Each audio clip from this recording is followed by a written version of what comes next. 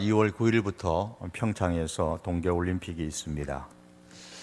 이 평창 동계올림픽을 앞두고서 북한이 화해 제스처를 보내왔는데, 물론 그들 나름대로의 다른 목적이 분명히 있겠지만은 어떤 이유든 전쟁의 위험이 다소 감소되었다라는 점에서 환영할 만한 일이라고 생각을 합니다. 전쟁을 하게 되면 그동안 쌓아놓았던 많은 인적, 물적 희생이 따르게 될 뿐만 아니라 또한 많은 전쟁 포로가 생기게 됩니다. 오래전에도 일어났던 이 6.25 전쟁으로 인해서 아직도 한국군의 전쟁 포로가 저 북한에 있다라는 그러한 발표를 했던 사람도 있었습니다. 이 포로가 되면 참 비참하죠. 왜냐하면 내 편이 아니기 때문입니다. 포로가 되어졌을 때에 내가 잘못했으니까 지금부터는 내가 너희하고 같은 편 될게, 내가 갖고 있는 모든 정보를 다 줄게, 그러면 문제가 해결될 수가 있겠습니다. 하지만 끝까지 나는 너의 편이 될 수가 없어 라고 고집을 하게 되면 그 결과는 매우 힘들게 됩니다. 여러분, 부부가 왜 자주 싸울까요? 남편이라서 그래요. 남편. 내 편이 안 되고 남편이라 가지고. 그래서 어떤 사람은 핸드폰에다가 남편이라고 쓰지 않고 내 편이라고 써 놓았더라고요. 남편이 되면, 내 편이 아니면 많이 힘들어집니다. 오늘 본문 40절에 그들이 옳게 여겨 사도들을 불러들여 채찍질하며 예수의 이름으로 말하는 것을 금하고 노니라고 했습니다. 여기서 그들이라는 것은 17절에 나오는 대제사장과 그와 함께 있는 산헤드린 공의회 회원들, 특별히 사두개파 사람들을 말합니다. 이 산헤드린 공의회는 당시의 이스라엘의 정치 사법의 최고 권력기관이었습니다. 지금도 이 이스라엘의 종교회의인 산헤드린 공의회가 있습니다. 이스라엘에 있어요. 한 2년 전에 미국 대통령 선거 중이었던 2016년 10월에 이스라엘의 이 산헤드린 공의회에서 당시에 미국의 대통령 후보였던 미국의 도널드 트럼프에게, 그리고 러시아의 블라디미르 푸틴에게 함께 예루살렘 성전 재건에 나서줄 것을 요청한 바가 있었습니다. 믿는 구석이 있죠. 왜냐하면 미국이나 이런 지역들에 유대인계의 미국인들이나 이런 사람들이 워낙 많기 때문에 그런 요구를 한 것이겠죠. 실제로 작년 후반기에 미국의 트럼프 대통령이 이 예루살렘을 이스라엘의 수도로 인정하는 발표를 함으로써 아랍 국가들의 많은 원성을 사는 일들이 일어나기도 했었습니다. 초대교회 당시에 가장 힘센 사람들이었고 또 권력의 기관이었던 이 산헤드린 공의회의 사람들이 17절에 보시면 사도들에 대해서 굉장히 시기가 가득했다고 했습니다. 그리고 33절에 보시면 사도들의 말을 듣고서는 크게 노하여 화를 내면서 사도들을 죽이려고 하는 그런 결정, 그 마지막 순간까지 오게 되었죠. 그리고 사도들에게 채찍질을 하고 능욕을 일삼았습니다. 다시는 예수에 대해서 말하지 말라는 위협을 가했습니다. 왜 이렇게 했을까요? 그들의 편이 아니었기 때문입니다. 서로 다른 편이었기 때문에 그렇죠. 오늘날 세상과 교회는 같은 편이 아닙니다. 다른 편입니다. 세상과 그리스도인이 다른 편이기 때문에 갈등이 생기는 겁니다. 여러분, 세상이 예수님 편이 아니다라는 사실을 항상 우리는 잊어서는 안 됩니다. 세상이 예수님 편이 아니다라는 말은 곧 세상이 내 편이 아니다는 말이에요. 우리가 사는 세상, 매일 다니는 직장들, 열심히 땀 흘리고 일하는 사업터들, 날마다 우리 자녀들을 내가 공부하는 학교들, 그리고 우리의 발걸음이 딛는 이 세상은 결코 우리 편이 아닙니다. 세상은 예수님 편이 아니기에 우리가 예배하고 사는데 도움을 주기보다는 방해를 주고요, 교회를 적으로 생각을 하고 어떻게 하든지 교회를 무너뜨리려고 애쓰고 있습니다. 이 사실은 종교자유정책연구원을 조직하고 그 중에 한 회원으로 주도적으로 활동했던, 그러나 지금은 예수님을 만나서 회개하고 복음을 전하면서 종교자유정책연구원의 실체를 공개한 이정은 교수에 의해서 밝혀진 바도 있었습니다. 이분은 자신이 사회주의에 물든 불승으로서 교회가 사회주의 혁명을 가로막는 가장 강한 적이라는 인식을 갖게 되었다고 했습니다. 그래서 우리 사회에서 교회를 해체시켜야만 자기들의 뜻을 실현할 수 있다고 굳게 믿고 있었습니다. 대제사장과 그와 함께한 사도계파 사람들이 예수님 편에 속하지 않았기 때문에 그들은 시기심을 품고 사도들을 잡아 옥에 가두었던 것처럼 우리가 예수님 편에 속해 있을 때에 세상은 우리를 향하여 시기심을 품습니다. 이들이 사도들이 전한 복음을 듣고서 크게 화를 내었던 것처럼 우리가 예수님을 믿는다는 이유로, 예배드리러 가야 한다는 이유로, 복음을 전한다는 이유로 우리의 이러한 행동을 보고 화를 내거나 불편한 마음을 갖기도 합니다. 교회와 성도들을 불명예스럽게 만들려고 합니다. 심지어 아예 사회에서 교회를 해체시켜 버리려는 계획을 세우고 실행하기도 합니다. 왜 이런 일이 벌어진다고요? 겉으로 드러나는 것은 오늘날 교회가 잘못한 것이 있기 때문이기도 하지만 그 근본적인 이유는 세상은 예수님 편이 아니고 성도는 예수님 편이기 때문입니다. 그런데 더 심각한 문제는 사도들이 그러했던 것처럼 우리 성도들이 예수님 편이 아닌, 그래서 내 편도 아닌 사람들 속에서 날마다 살아가야 한다는 겁니다. 예수님 편이 아닌, 그리고 내 편이 아닌 사람들 속에서 과연 사도들은 어떻게 살았고, 그럼 오늘 성도인 우리들은 어떻게 살아야 될까요?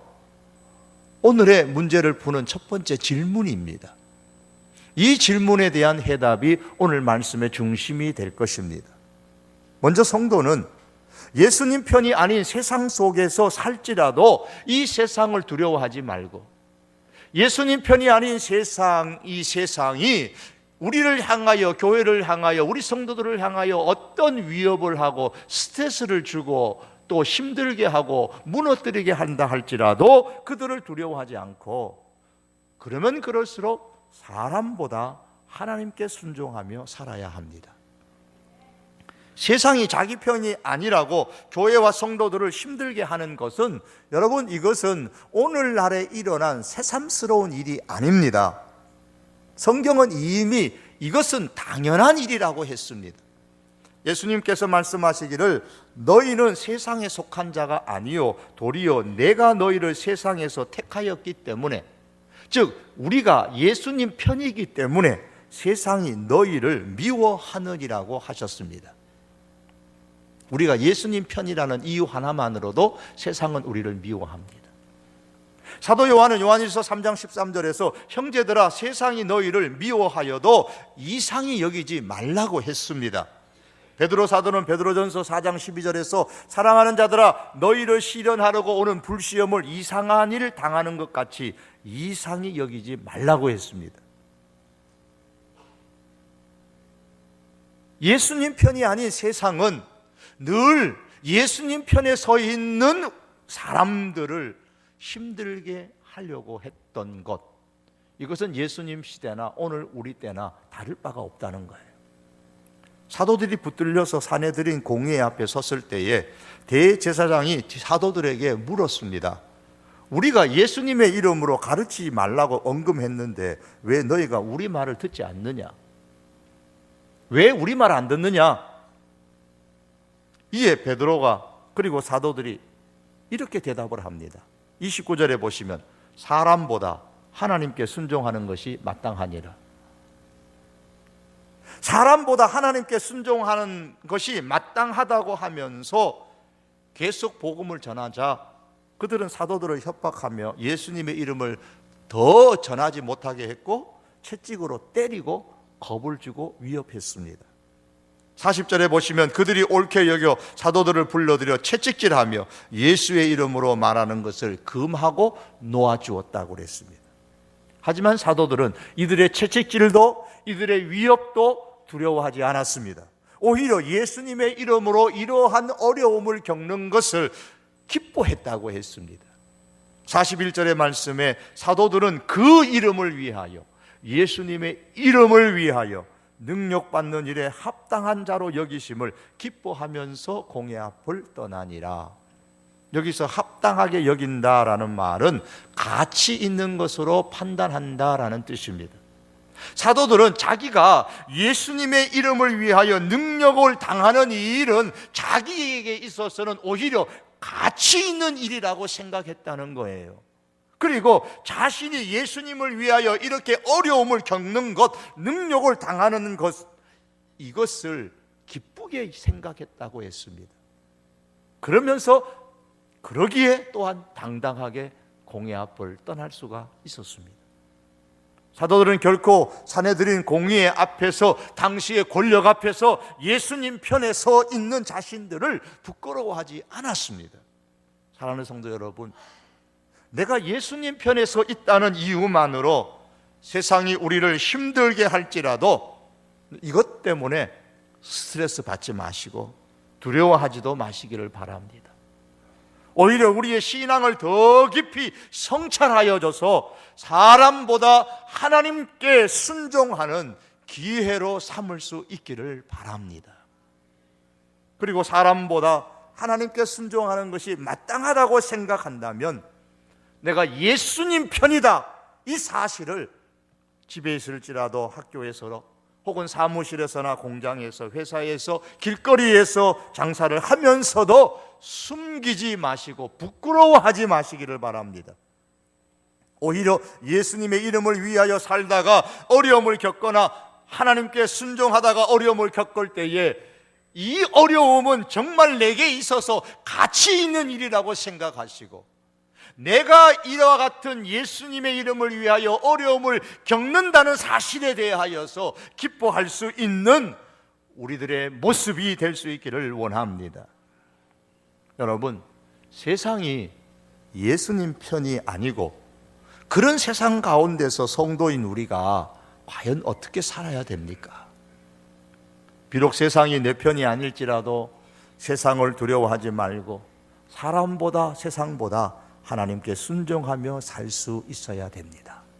또한 두 번째로는 예수님 편이 아닌 세상 속에서 우리가 살 때에 세상이 예수님 편이 아닐지라도 하나님은 우리 편이시기 때문에 놀라운 방법으로 세상 속에서 우리를 보호해 주시고 붙들어 주시는 것을 믿고 살아야 합니다. 하나님은 하나님의 사람들을 보호함에 있어서 사람이 생각하지 못하는 방법들을 동원하실 때가 무척 많습니다. 본문도 그렇습니다. 사내들인 공회의 권력을 가진 사람들이 백성들의 마음이 사도들에게 쏠리는 것에 대해서 마음에 시기가 가득했어요. 권력자들의 특징이 그렇잖아요. 백성들의 인기를 먹고 살아가는데 백성들의 인기가 자기들로부터 떠나서 사도들에게로, 예수 믿는 사람에게로 옮겨지니까 그걸 못 견디는 거예요. 그래서 그들을 잡아다가 감옥에 가두었습니다. 또한 사도들이 말하는 것을 듣고는 크게 화를 내면서 사도들을 죽이려고 하는 결정을 내리려고 하는 순간에 희한하게도 같은 사내들인 공의의 회원이었던 가말리엘이라는 사람이 거기서 등장하게 됩니다. 이 사내들인 공의의 회원이 70명이 넘어요. 그 가운데 한 사람인 이 가말리엘의 말을 계속 듣더니만은 그 말이 옳구나.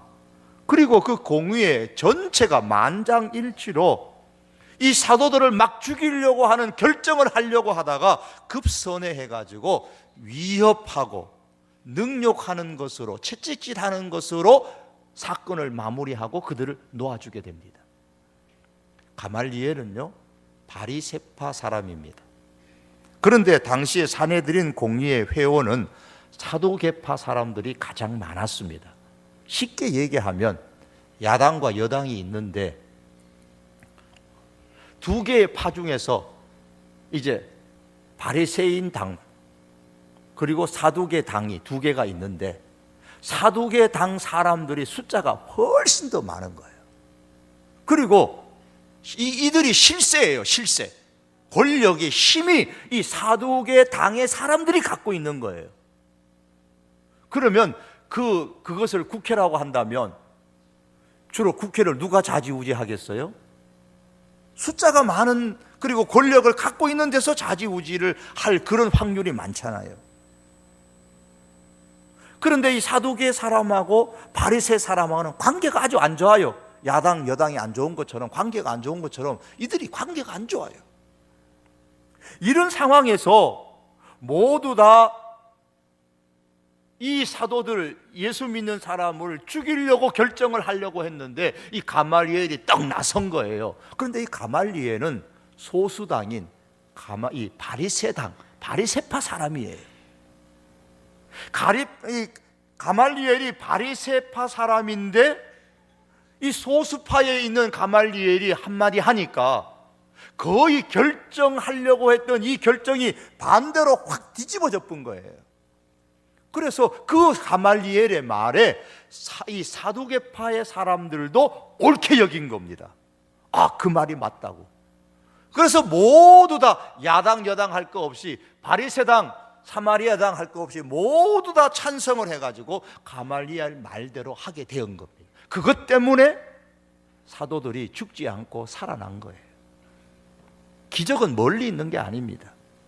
하나님은 당시 산헤드린 공의회 회원이요 율법교사로서 사람들로 존경받았던 이 가말리엘을 사용하여서 사도들의 목숨을 이 예수 믿는 사람들의 목숨을 구해 주었습니다. 아, 그러면 가말리엘이 예수님 믿는 사람이었는가 보다. 아닙니다. 가말리엘은 예수님 믿는 사람이 아니었습니다. 후에 예수님을 믿었는지 안 믿었는지는 우리는 모릅니다만은 적어도 오늘 본문이 나왔는 성경에 나와 있는 이 가말리엘은 예수님을 믿은 사람이 아니었습니다. 하지만 하나님께서는 믿는 예수님 편에 서 있는 사람들의 목숨을 구하는 데 있어서 필요하실 때는 믿지 않는 사람들까지라도 동원하셔서 사용을 하십니다. 메데바사의 고레스 왕은 하나님을 믿는 사람이 아니었음에도 불구하고 하나님께서 그 사람의 마음을 감동시키셔서 유대 백성들을 70년 바벨론 포로에서 해방시켜 본국으로 돌아가게 만드셨습니다.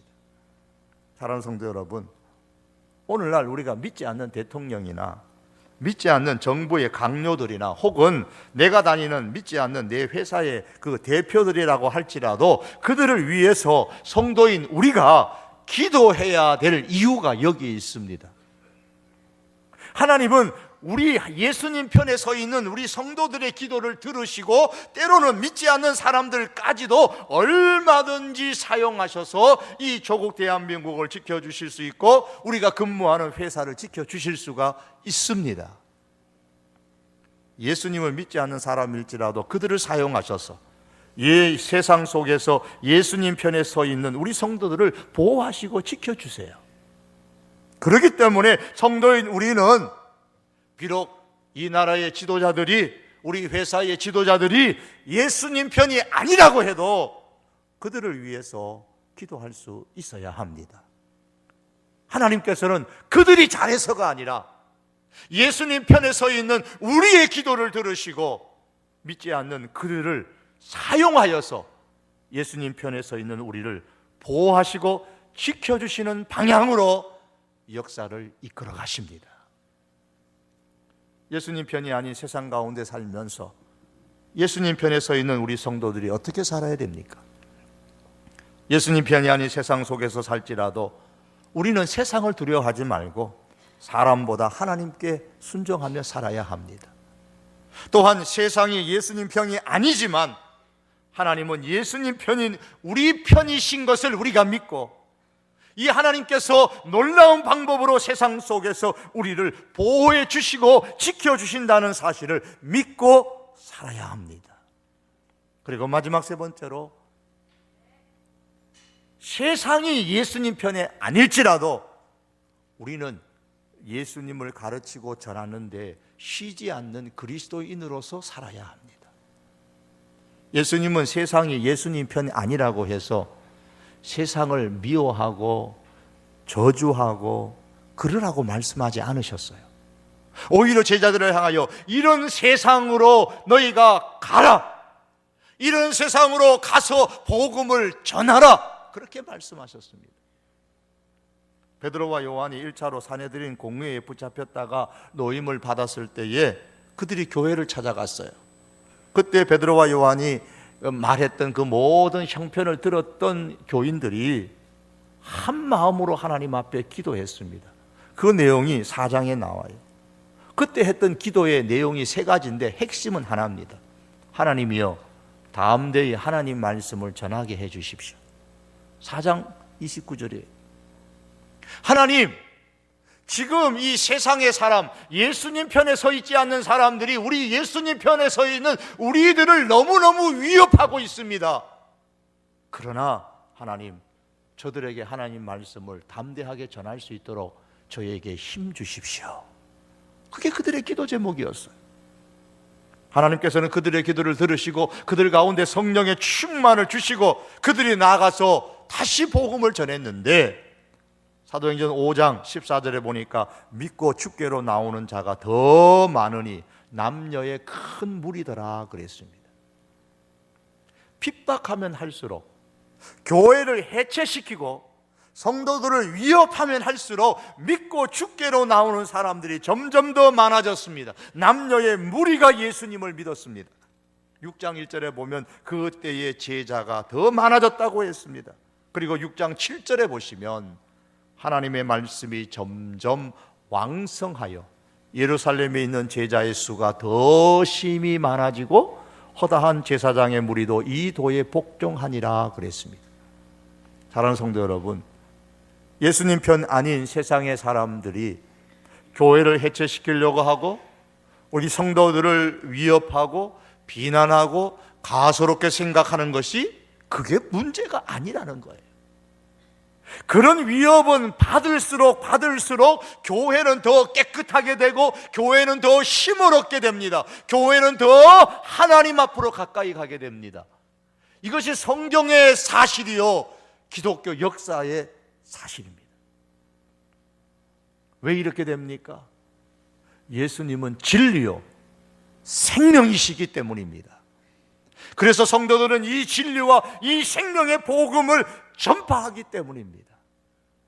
베드로와 요한이 붙잡혀서 감옥에 갔을 때에 주의 사자가 그들을 감옥에서 풀어주면서 가서 20절에 보면 가서 이 생명의 말씀을 다 백성에게 말하라 그랬어요.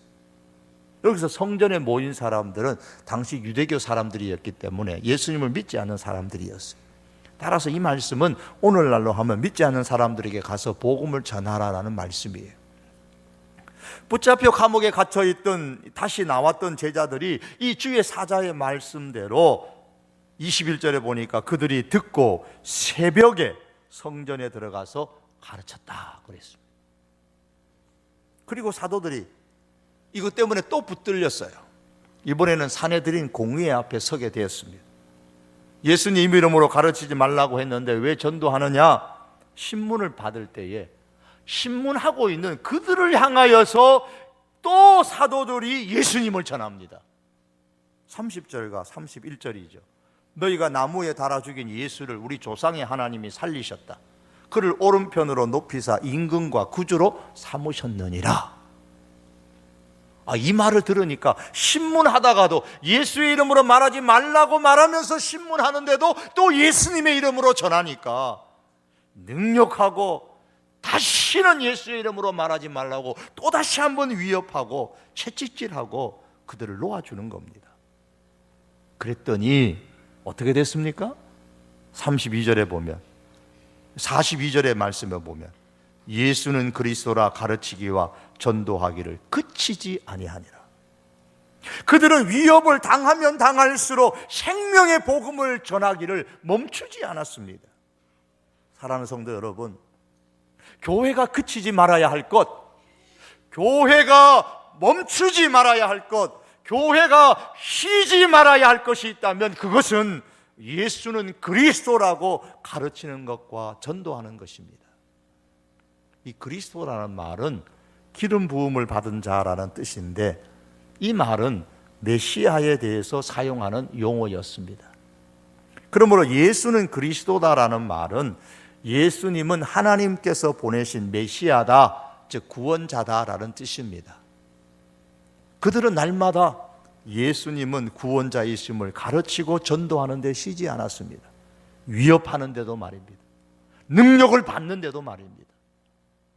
그러므로 사랑하는 성도 여러분, 성도인 우리가 비록 예수님 편이 아닌 이 세상 속에서 살지라도 이것 때문에 세상이 교회를 위협하고 믿는 사람들, 아니 나를 힘들게 할지라도 예수님은 구원자라는 이 생명의 말씀을 가르치고 전하는데 쉬지 않는 우리 성도교회가 되고 멈추지 않는 우리 성도교회 교우들이 될 수 있기를 원합니다. 그런데 사람들은 말해요, 알기는 아는데요, 요즘 같은 시대에 어디 전도하는 일이 쉽습니까? 라고 생각을 합니다. 예, 쉽지 않죠. 그러나 돌이켜보면 기독교 교회사 속에서 전도하기 좋은 시대는 없었어요. 딱 좋아라는 선전처럼 전도하기 딱 좋은 시대는 없어요. 초창기 로마가 세계를 지배하는 시대, 로마의 종교가 있었고 로마의 황제 숭배를 안 하면 핍박을 하는 시대였습니다. 더욱이 그 시대에 십자가 나무에 매달려 십자가 처형당한 예수님을 보거나 그 소문을 들었던 사람들이 부지기수였는데, 그와 같은 상황에서 그렇게 나무에 십자가에 달려서 죽은 예수를 믿어야 한다고 전파하는 것은 결코 쉬운 게 아닙니다. 우리나라에 처음 복음이 전파되었을 때는 어떻습니까? 복음을 전하기 쉬운 시대였습니까? 결코 쉬운 환경이 아니었습니다. 복음 전하기 쉬운 시대였기 때문에 우리나라에 복음이 들어온 게 아닙니다.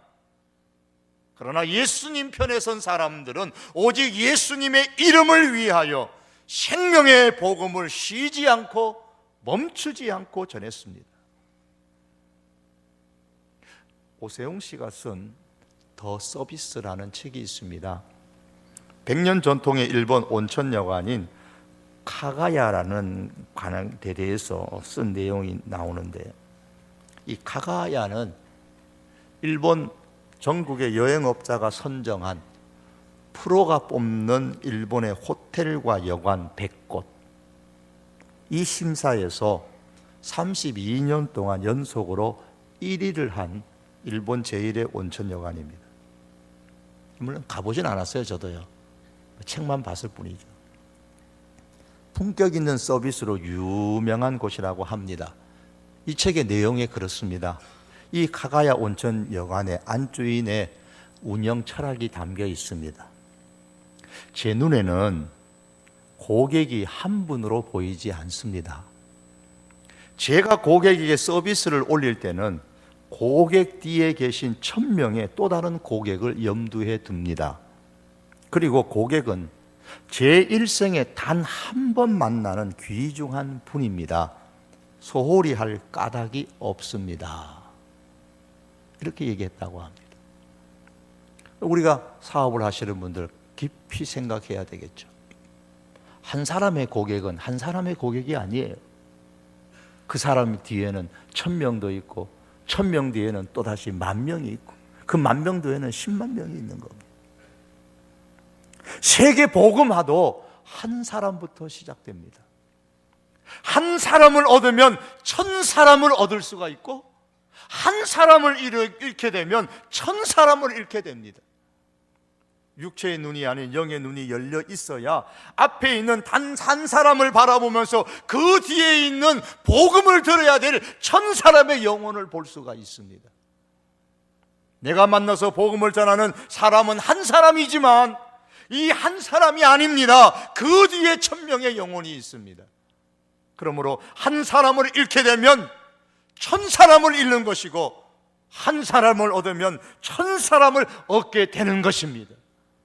우리가 이 사실을 기억하고 예수님을 구원자라고 가르치고 전하는 이 일에 있어서 한 사람에게일지라도 쉬지 않는 우리 성도교회, 한 사람에게라도 멈추지 아니하는 우리 성도교회의 온 식구들이 함께 될 수 있기를 바랍니다. 이제 말씀을 맺기를 원합니다. 성도 여러분, 인생의 마지막 날까지 우리 모두가 변함없이 예수님 편에 서서 살 수 있기를 바랍니다. 비록 예수님 편이 아닌 세상 사람들 가운데서 살지라도, 예수님 편이 아닌 세상 속에 살지라도 두려워하지 마시고 사람보다 하나님께 순종하며 살아가십시다. 또한 세상이 예수님 편이 아니지만 하나님이 예수님 편인 우리 편이시기 때문에 세상이 아무리 우리를 향하여 두렵게 만들고 힘들게 만들려도 하나님은 그 놀라운 방법으로 세상 속에서 우리를 보호해 주시고 지켜주시는 것을 믿고 살 수 있기를 바랍니다. 예수님을 가르치고 전하는데 쉬지 않는 그리스도인으로서 사는 우리 성도교회와 우리 모든 믿음의 식구들이 될 수 있기를 주님의 이름으로 축복합니다. 기도하시겠습니다. 하나님,